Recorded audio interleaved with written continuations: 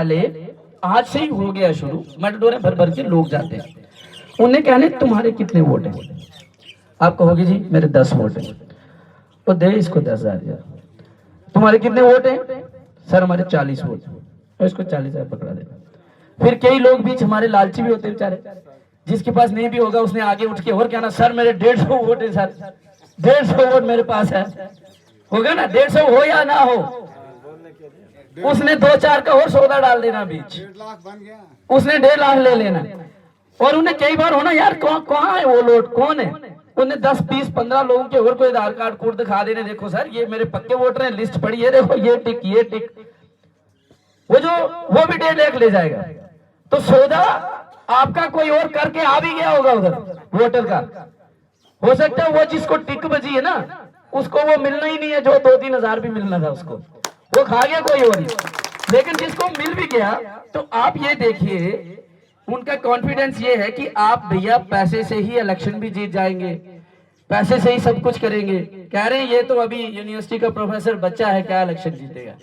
ठीक है भैया, हमारे पास पैसा नहीं है लेकिन कम से कम हमारे पास जज्बात तो है, इंसानियत तो है ना।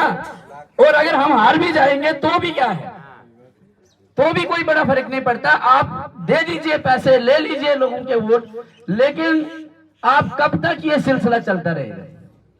कब तक खरीदेंगे? आखिर एक ना एक दिन आएगा कि ऊपर वाला देख ही रहा है, ऊपर वाला देख ही रहा है। इसलिए मैं आप लोगों से भी कहूं कि जो ये ऐसे लोग हैं ना, वो 10,000 आप सोच लो आप कितने दिन चलाओगे? वो लाख रुपया कितने दिन चला लोगे? महीना, 2 महीना? लेकिन उस लाख रुपए में आप अपने बच्चों का सौदा कर रहे हैं, अपने नौजवानों का सौदा कर रहे हैं।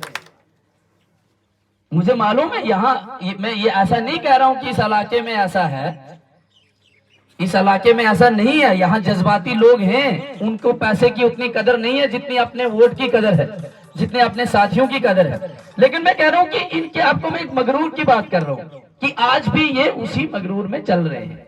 अब ये तो आप लोगों के हाथों में है और ऊपर वाले के हाथ में है कि होना क्या है, उसके क्या फैसले हैं, वो क्या है। लेकिन मैं आपके पास सब ये चीजें लेके आ रहा हूं कि ये बहुत ही झूठ और फरेब की एक सरकार है।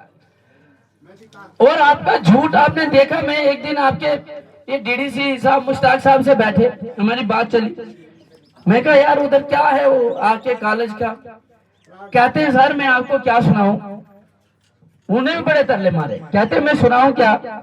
एक दिन मीटिंग में बैठे थे इसी ऑफिस के अंदर, कहते मैंने कहा जी वो मेरे कॉलेज का क्या निकालो यार फाइल, वो भी तड़प रहा है कॉलेज बने मरमत में। कहता मैं कहूँ फाइल निकालो, कहता वो उधर ऐसे आनाकानी होने लगी। और लास्ट में डीसी ने बोला यार यहाँ मरमत कॉलेज की कोई फाइल भूल नहीं है, कोई कॉलेज है ही नहीं कागज में, तो क्या बात कर रहे हो, कहाँ है कॉलेज? अब उधर डीडीसी ने क्या करना, मैंने क्या करना, किसी ने जब आपके मंत्री संतरी बोले मरमत कॉलेज बन गया, है कहाँ कॉलेज? तो ये ऐसे झूठ बोल बोल के, कल की बात सुना रहा हूं। अब जनाब आपके रहनुमा जो है ना, आपकी रहनुमाई कर रहे हैं, इस वक्त मैसेज चल रहा है इस इलेक्शन के बाद मैं टनल में 30,000 बच्चे लगाऊंगा। वाह भाई, चल रहा है कि नहीं? 30,000 बच्चे मैं लगाऊंगा, एक ही कॉन्स्टिट्यूएंसी, एक ही इलाके के 30,000 बच्चे टनल में और वो वाली टनल तो अब वैसे ही पूरी हो गई है, वो लगाएंगे कहां, वो पैसा ही नहीं है। खिलानी वाली टनल तो पूरी हो ही गया प्रोजेक्ट, अब बचा मरमत वाला। अब इसमें मैं तो आपको एक बात, मैं इसलिए कह रहा हूं, वो बोल रहे हैं कि मैं उनके झूठ की बात कर रहा हूं।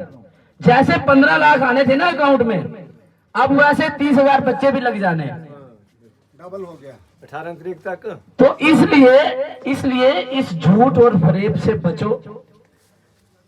और आपकी जो सोच है, जो हमारी इन्होंने कहा कि कॉन्स्टिट्यूशन ऑफ इंडिया में लिखा है India is a secular country, वो जो गुलदस्ता था हिंदुस्तान सतरंगी जो था, उसको बचा के रखो। क्यों? क्योंकि भाजपा सरकार जो है, इनकी जो राजनीति, इनके काम करने के स्टाइल है, स्टाइल होता है काम करने का, अपनी गवर्नमेंट चलाने का। तो इनका जो स्टाइल है ना, वो स्टाइल है इंतकामी स्टाइल है इनका, इंतकाम पसंद लोग हैं ये। आज भी देख लेना, जिसमें जो भी कोई इनके उसमें नहीं ना इनके खिलाफ बात करता है, वो या तो इंटरनेशनल हो जाता है या कुछ हो जाता है। कई जेलें भर गई हैं बच्चों से। इंतकामी बड़े हैं, वो महात्मा गांधी से लेके गॉडसे से लेके आप देख लें कि आरएसएस की क्या सोच है।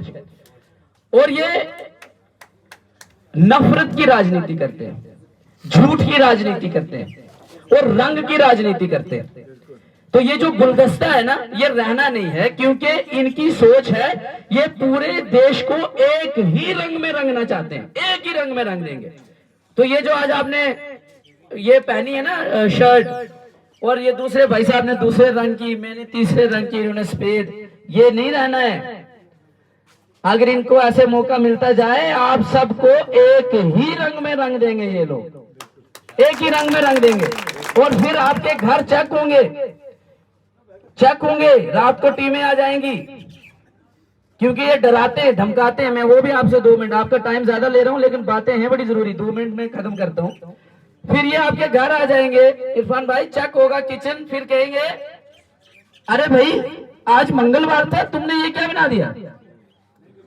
तुम्हें पता नहीं है कि वीरवार को क्या बनता है? कहाँ रहते हो तुम?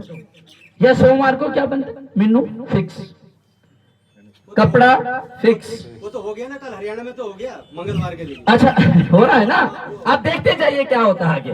और देखिए तो खुद भी कहा तो एक दिन ये इधर सनातन धर्म ही चलेगा। हाँ तो हमारी, इसलिए हमारी जो लड़ाई है ना, हमारी लड़ाई इस सोच के खिलाफ की लड़ाई है।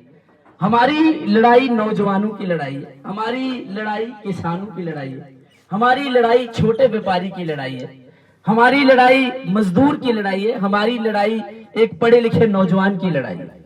हम वो लड़ाई लड़ रहे हैं। अब ये क्या लड़ाई लड़ रहे हैं और ये क्या करना चाहते हैं, वो आपने इनके लीडर से परसों देख लिया, जो डोडा वाला कैंडिडेट है, कि ये क्या लड़ाई लड़ने जा रहे हैं इस इलेक्शन में। वो आप उनसे सुनिए, हमने सुना ये आप उनसे सुनिए कि वो क्या लड़ाई लड़ना जा रहे हैं। लेकिन हम आपको कह रहे हैं कि हमारी किसी भी कोई व्यक्तिगत लड़ाई नहीं है, हम एक सोच के खिलाफ लड़ाई लड़ रहे हैं। हम एक सोच की लड़ाई लड़ रहे हैं, और हम इन नौजवानों की लड़ाई लड़ रहे हैं। जो मैंने आपको कहा, किसान की लड़ाई हम लड़ रहे हैं, नौजवान पढ़े लिखे की लड़ाई हम लड़ रहे हैं, गरीब लोग की लड़ाई हम लड़ रहे हैं, माइनॉरिटीज की लड़ाई हम लड़ रहे हैं। तो इसलिए ये सोच लेके मैं आपके पास आया हूं। उम्मीद करता हूं कि आप ये सोच अपने हर एक यार दोस्त पे, हर एक घर पे, हर एक वोटर तक पहुंचाएं। और जब वो आपकी बात समझ जाएंगे, मुझे उम्मीद है कि वो आपके साथ शाना बशाना खड़े रहेंगे, और 18 तारीख को वो आपके हाथ वाले बटन पे अपना वोट डाल के इस सरकार को बदलेंगे। और इस सरकार के बदलते ही आपके हालात भी बदलने शुरू हो जाएंगे।